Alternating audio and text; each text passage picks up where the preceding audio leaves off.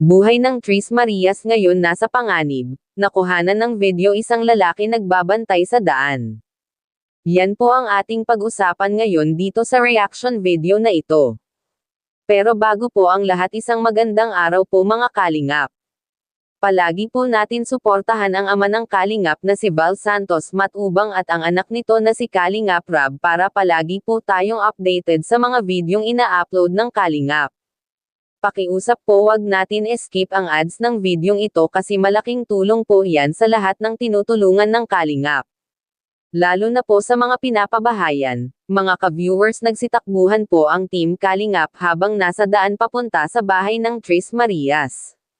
Matapos may napansin na kakaiba sa kanilang lugar mga kalingap, sa sobrang takot po nila hindi na po nila napigilan ang tumakbo. Kasi naisip nila bakit ganon, halos palagi po silang pumupunta sa lugar na yun pero naramdaman nila na may kakaiba po sa lugar na yun. Nakakatakot po kasi ang lugar ng Tres Marias kasi wala silang kapitbahay mga kalingap, at saka ang daming nakita ng Team Kalingap sa lugar na yun. Panoorin po natin ang videong ito. Run.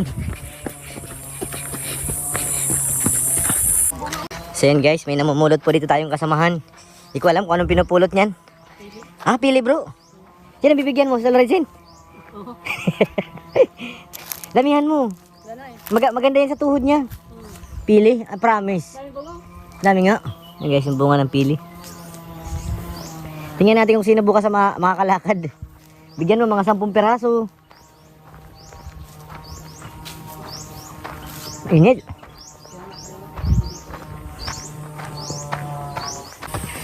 Di-scout kami ni kay Norman. Muli namin babalikan dito yung pinag-scoutan namin ni Papa Eds guys. Ha? Ayos lang. Dito kami nag-i-scout nun eh. Sa gitna ng ano na to.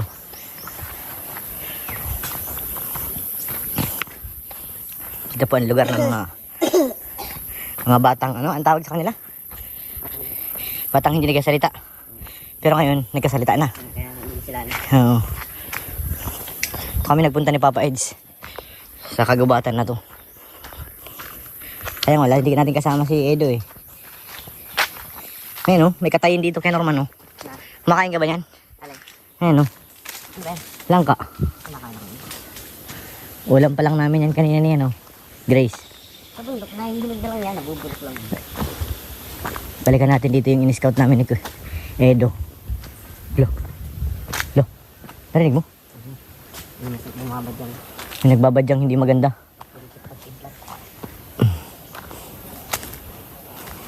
Baka may ngayon lang tayo. Kaya nga, bundok bagay ito.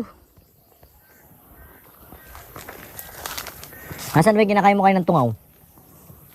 Ito yun, inabunga to. Ano ba tawag ito sa amin ito? Yung bunga nito, bilog. Binabala namin sa ano,